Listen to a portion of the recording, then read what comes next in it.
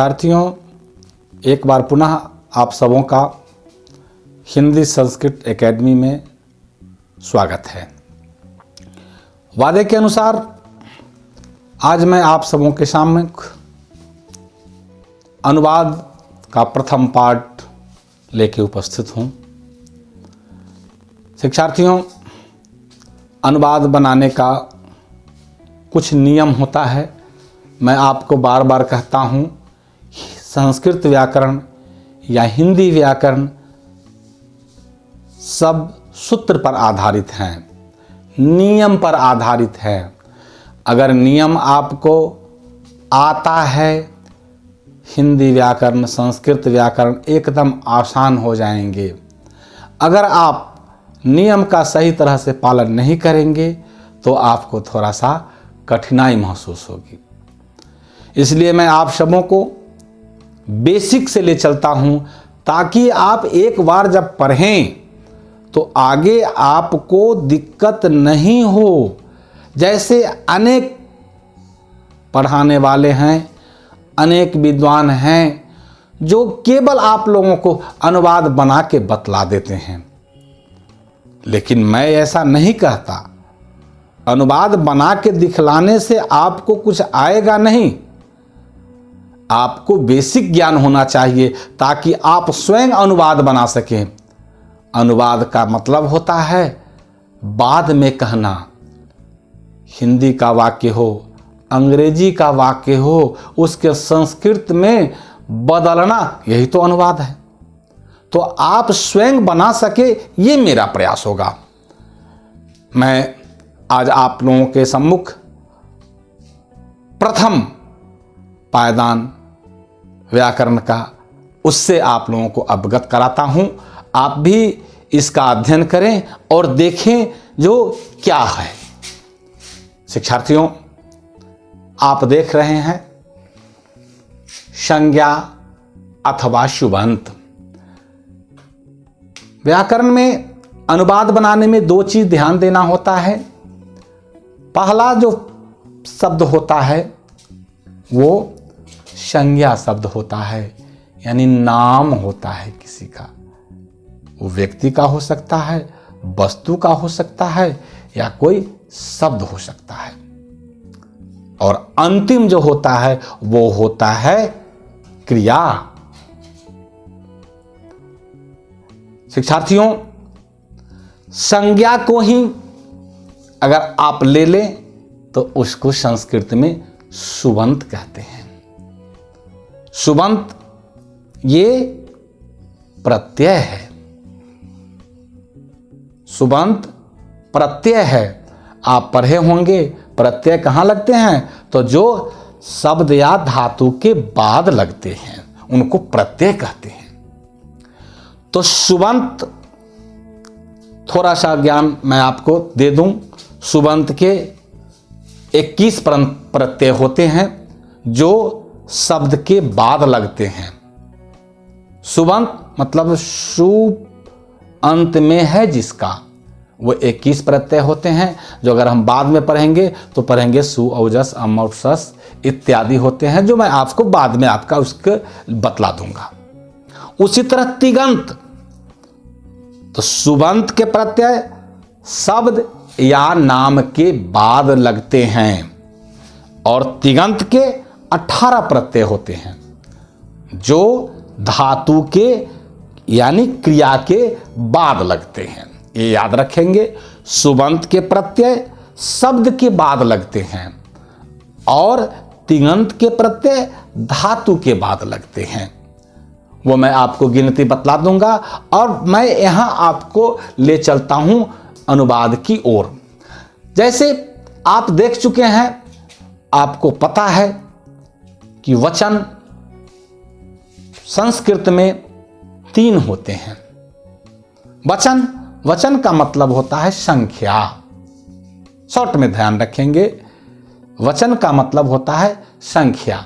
तो संस्कृत में 3 वचन होते हैं, एक वचन, द्विवचन और बहुवचन। हिंदी में 2 वचन होते हैं, और उसी तरह अंग्रेजी में भी 2 ही नंबर होते हैं, वचन को अंग्रेजी में नंबर कहते हैं। केवल संस्कृत में 3 वचन होते हैं, हिंदी में होते हैं एक वचन बहुवचन। अंग्रेजी में सिंगुलर नंबर और प्लूरल नंबर होता है, लेकिन संस्कृत में 3 वचन होते हैं। उसी तरह पुरुष भी 3 होते हैं। पुरुष हम पढ़ेंगे आगे, पुरुष किसे कहते हैं वो बाद में बताएंगे। यहां मैं आपको केवल बताता हूं, पुरुष यानी कर्ता, सीधा सीधी शॉर्ट में समझिए। कौन है? प्रथम पुरुष, मध्यम पुरुष, उत्तम या अन्य पुरुष।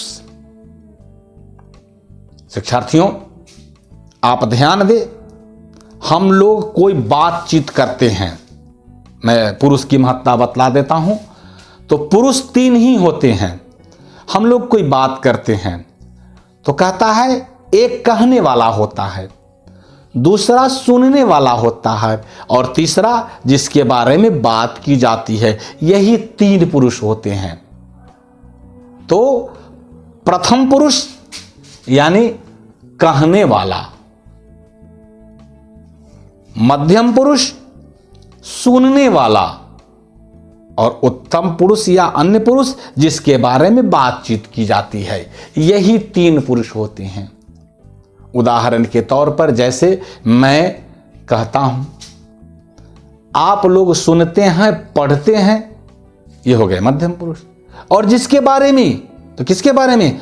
अनुवाद के बारे में बातचीत की जा रही है, संस्कृत के बारे में बातचीत की जा रही है, यही हो गया उत्तम पुरुष या अन्य पुरुष। मैं उदाहरण के लिए आपको बताता हूं, आगे इस पर विस्तृत विवेचन कभी बाद में हम पढ़ेंगे, जब हम पढ़ेंगे पुरुष। तो अब आइए, तो आपको प्रथम पुरुष में होता है सह, तौ, ते। मध्यम पुरुष में त्वम, युवाम, यूयम। उत्तम पुरुष में अहम, आवाम, वयम। तो आप यहां देख रहे हैं, ये शुबंत यानी शब्द रूप है, संज्ञा है। जैसे सह, तौ, ते, त्वम, युवाम, यूयम, अहम, आवाम, वयम। इस सब के अर्थ हैं। आप एक और कह सकते हैं जो सह है और सा है। शिक्षार्थियों मैं संस्कृत व्याकरण की विशेषता थोड़ा बतला देता हूं। अब देखिए, यहां प्रत्येक शब्द के लिए अलग अलग वाक्य बनाए गए, अलग अलग संस्कृत बनाए गए हैं। जैसे सह का मतलब होता है वह, किसके लिए? पुल्लिंग के लिए, पुरुष के लिए। लेकिन वही सा का मतलब भी वह होता है, लेकिन वह है स्त्री के लिए, स्त्रीलिंग के लिए। इसलिए मैंने आपको बताया, सह का जो मतलब होगा वही मतलब सा का भी होगा, लेकिन सह जो है पुल्लिंग के लिए होगा और सा स्त्रीलिंग के लिए होगा। उसी तरह द्विवचन में तौ, तौ पुल्लिंग के लिए होगा और ते स्त्रीलिंग के लिए होगा। रूप चलेगा सह, तौ, ते, इसका रूप चलेगा सा, ते, ताह। वो विस्तृत आगे पढ़ाएंगे, हम केवल शॉर्ट में बेसिक व्याकरण पढ़ रहे हैं अभी। तो आपको पता है सह, तौ, ते, त्वम, युवाम, यूयम। अर्थ इसका, सह का मतलब होता है वह, तौ का मतलब होता है वे दोनों, और ते का मतलब होता है वे सब। उसी तरह सा का भी मतलब होता है वह, लेकिन स्त्रीलिंग के लिए। ते का भी मतलब होता है वे दोनों, और यहां देखिए सा, ते, ताह, ये स्त्री जाति के लिए, और यहां है सह, तौ, ते। दोनों ध्यान रखेंगे, यहां अगर आप ते देंगे स्त्री के लिए द्विवचन हो जाएगा, लेकिन यहां ते बहुवचन में है, इसलिए हो जाएगा वे सब। इस ते का मतलब वे सब होगा, लेकिन स्त्रीलिंग में वे ते का मतलब हो जाएगा वे दोनों। अर्थ स्पष्ट है। सह का मतलब होता है वह, तौ का मतलब होता है वे दोनों, ते का मतलब होता है वे सब। उसी तरह त्वम का मतलब होता है तुम, युवाम का मतलब होता है तुम दोनों, यूयम का मतलब होता है तुम सब। उसी तरह अहम का मतलब होता है, मतलब हिंदी, अहम का हिंदी होता है मैं, आवाम हम दोनों, और वयम मतलब हम सब। शिक्षार्थियों, आप इसको समझ गए होंगे। आप इसका पुनः एक बार अवलोकन कर लेंगे। सह मतलब वह, तौ मतलब वे दोनों, ते मतलब वे सब, त्वम मतलब तुम, युवाम मतलब तुम दोनों, यूयम मतलब तुम सब। अहम का मतलब हम, मैं, आवाम का मतलब हम दोनों, वयम का मतलब हम सब होता है। यह सुबंत प्रकरण में। उसी तरह अब तिगंत के बारे में आप जाने। तिगंत का मतलब ती, तह, अंति। एक वचन में ती, द्विवचन में तह और बहुवचन में अंति। मध्यम पुरुष में एक वचन में सी, द्विवचन में थह और बहुवचन में थ होता है। उत्तम पुरुष में एक वचन में आमी, द्विवचन में आवाह और बहुवचन में आमह होता है। ये हम पढ़ रहे हैं, ये क्या होता है? इसको कहते हैं प्रत्यय, जो शब्द या धातु के बाद लगते हैं। नहीं, ये है प्रत्यय। अब देखिए, जैसे हम साधारणतः अनुवाद बनाते हैं, जो वह खाता है। अब आपको ज्ञात है वह का संस्कृत सह होता है। तो सह शब्द के बाद सह कहां है? प्रथम पुरुष के एक वचन में है। उसके साथ ती का ही प्रत्यय का ही प्रयोग होगा। तो आपको पता है खानार्थ में खाद धातु होता है। खानार्थ में खाद धातु का होता है। खाद में आप ती जोड़ देंगे तो हो जाएगा खादती। तो वह खाता है तो सह खादती, आपका अनुवाद बन गया।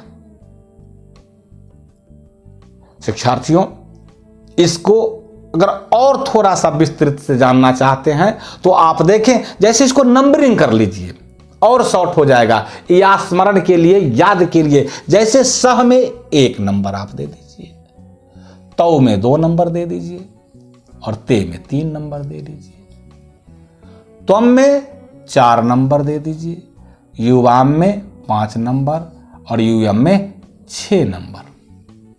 उसी तरह अहम में 7, आवाम में 8 और वयम में 9 नंबर। ये हो गए सुबंत संज्ञा के।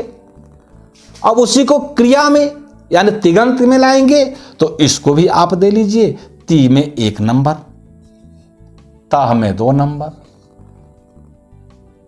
अंति में 3 नंबर, सी में 4, थह में 5, थ में 6, आमी में 7, आवह में 8 और आमह में 9। शिक्षार्थियों, ध्यान दीजिए, जहां कहीं भी आप इसको गिनिए 1 2 3 4 5 6 7 8 9, तो सुबंत के भी 9 है और तिगंत के भी 9। 1 2 3 4 5 6 7 8 9। अब आप ध्यान रखेंगे, जहां कहीं भी सह होगा यानी 1 नंबर होगा, उस धातु के अंत में ती ही लगेगा, यह भी 1 नंबर है। उसी तरह जहां कहीं भी तौ यानी 2 नंबर है, आपको स्मरण रखना होगा 2 के साथ 2 ही लगेगा, यानी तौ के साथ तह प्रत्यय का ही प्रयोग होगा। उसी तरह ते 3 नंबर में आपको क्या करना है, अंति ही लगेगा। जहां कहीं भी ते होगा वहां धातु के अंत में अंति ही लगेगा। यही तो अनुवाद है। उसी तरह 4 नंबर त्वम, तो त्वम तुम खाते हो, तो क्या होगा इसका अनुवाद, त्वम खादसी। जहां कहीं भी कोई भी वाक्य हम त्वम से शुरू करेंगे उसके अंतिम में सी ही लगेगा। ये नियम है। तो आप देख लीजिए 4 नंबर का 4 नंबर के साथ सी लगेगा। 5 में युवाम, तो युवाम के साथ थ का प्रयोग होगा और युयम के साथ थ का प्रयोग होगा। ये थ है और ये थ है। उसी तरह अहम, आपको पता है अहम का मतलब मैं होता है। जैसे मैं खाता हूं, तो आपको पता है मैं का संस्कृत अहम होता है। तो अहम खाता हूं, खादामी, आमी, तो अहम के साथ आमी का ही प्रयोग होगा। उसी तरह आवाम के साथ आवाह का, यानी 8 नंबर के साथ 8 नंबर को आप लगाइए। और वयम 9 नंबर का वयम के अंत में आमह का ही प्रयोग होगा। शिक्षार्थियों, आप इसका गहन अध्ययन अगर कर लेंगे तो मेरा विश्वास है कि आपको अनुवाद बनाने में कहीं कठिनाई नहीं होगी। शिक्षार्थियों, इसलिए मैंने इसको लिखने के साथ साथ नंबरिंग भी कर दिया है। मैं इसका अर्थ आपको बता चुका हूं, इसलिए लिखने की आवश्यकता मैं नहीं समझता हूं। आगे फिर कभी लिखने की आवश्यकता होगी तो मैं आपको लिख के बता दूंगा। तो आज आप इसका अध्ययन करें, इस नियम को फॉलो करें, दिमाग में रखें। अगले वीडियो से मैं आपको अनुवाद बना के दिखलाऊंगा। तो शिक्षार्थियों, अनुवाद का प्रथम चरण ये है।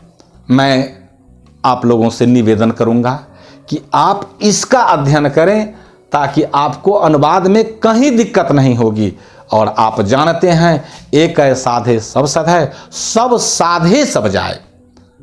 आपको अनुवाद बनाने अगर आ गया तो आप समझ लीजिए संपूर्ण व्याकरण तो नहीं कहूँगा, लेकिन आधा व्याकरण आपके मुट्ठी में होंगे। जैसे अनुवाद बना लेंगे, पत्र लिख लेंगे, लेख लिख लेंगे, सब कुछ आपके मुट्ठी में हो जाएगा। इसलिए मैं आपसे बार बार आग्रह करता हूं कि आप इसका अध्ययन करें और आगे के वीडियो में मैं आपको अनुवाद बना के दिखलाऊंगा ताकि कैसे बनाया जाता है। आगे आपको कठिनाई नहीं हो, इसके लिए मैं प्रयासरत रहूंगा। शेष अगले बारे में होगी। धन्यवाद।